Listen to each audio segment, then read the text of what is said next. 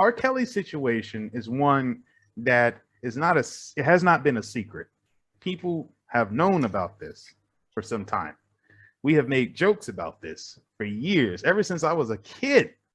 When I was 14, I knew about R. Kelly and the whole videotape with the 14-year-old, and the Boondocks even made, and there was a really funny episode, and it's still funny to this day. I don't care what people say. It's the first episode of the Boondocks. It's the first episode of the Boondocks. Well, no, I think it's the second one, maybe. It's in the first season, though. Yeah, I think. Yeah, and in that episode, they're in the court case. They're having the R. Kelly's court case, and of course, Huey, the voice of reason in the show, is like, don't you, why are you guys celebrating this guy? He's done some horrible things, and one of the main jokes.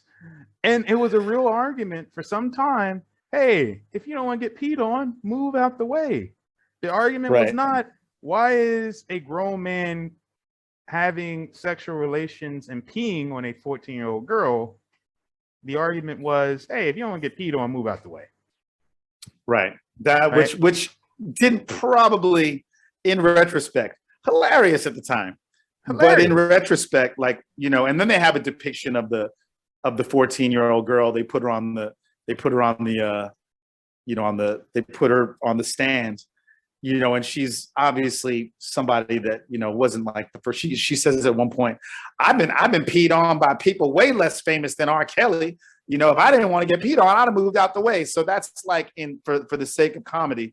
But at the same time, they're not extricating the power dynamic from this. Like, if I remember correctly, and am I remembering this correctly? Wasn't it one of his family members? Like, wasn't it his niece or something like that?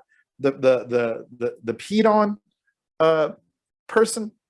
I don't know. I have to go back and look that up. Guys, if you know the answer, go ahead and post that in the comments for us. Yeah. But that's even worse if it was, because that would be right. Because then it's like disgusting. Incest, and it's right, exactly. Yeah. I'm hoping it was someone unrelated to him. That sounds horrible. I hope he was peeing on someone that was unrelated to him. I should add at least. I hope at least. To be clear, we don't want R. Kelly to pee on anyone ever again. We want R. Kelly in jail where he belongs. Yeah. And the power dynamics that you were talking about, that's the important component there. You have a man who has a lot more resources and a lot more power, taking advantage of younger girls who look up to him, right? And there, for a long time, there was this idea that, oh no, these women, they're grown, they're fast, they know what they're doing, they know what they're getting involved in, right? They see a rich man and they want to just throw themselves at him. When in fact, that's not exactly what's going on, right? You do have a situation where you have young people who get enamored by seeing their idol, but it's also the idol with a lot of power putting these people into a really dark situation where, like, they're being abused if they don't obey. They're being threatened if they don't obey, right? So her moving out the way could have got her abused. And also there's like always this thing, like, if I say no, I'm turning my back on all this access, because there's a certain thing about fame, and there's a thing about being around somebody of notoriety. If I even just tell you a story, I drop a name, I was actually hanging out with Will Smith one day and such, all of a sudden you're paying attention because, like, oh my God, he was hanging out with Will Smith. It could be bullshit. It could be true, but there's something about having the access, and being close to, being in the periphery of somebody famous that's so alluring. And if you're going to put your foot down and say, you know what, I'm not going to let that happen to me, right? You're going to look at all these other people that are still going to be hanging out there. And that's a lot for anybody to have to contend with a full-grown adult. Full-grown adults get caught up in all kinds of madness because of the attraction and the seduction of this kind of access to fame. Never mind a 14-year-old kid. kid's going to be like, who am I to turn my, and actually, again, they do say that they say something about that in the Boondocks episode.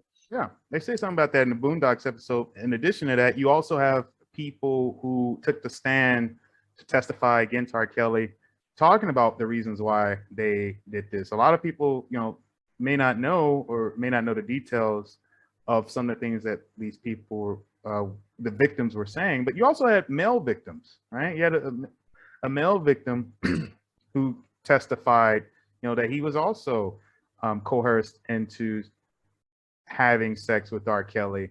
And, it was because, hey, listen, I'm not from a privileged background, and I'm trying to get my name known. I'm trying to make, a way for myself in the future. This dude is making promises, and all I have to do is, let him, do whatever he wants to do to my body for, a few minutes or an hour.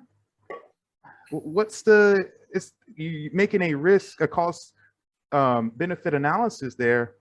A lot of these people, especially at a age that young, are going to make the decision to, hey, I'm going to give in to this rich, powerful guy that I admire, and in return, hopefully he will give me the things that he's promising me, although he didn't.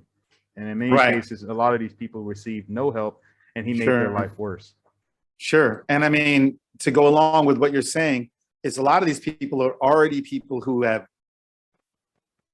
suffered some kind of abuse in the past, because that's who a lot of predators will focus on. They find a way to hone in on that. And at that point, it's like, look at the amount of things that I've had to go through for nothing. Exactly. And, well, now, like, R. Kelly's going to do the same thing to me, but I might have access to fame, fortune, or a record deal, or whatever, is being promised. What have I got to lose that I haven't already lost? So there's that sad element to it as well.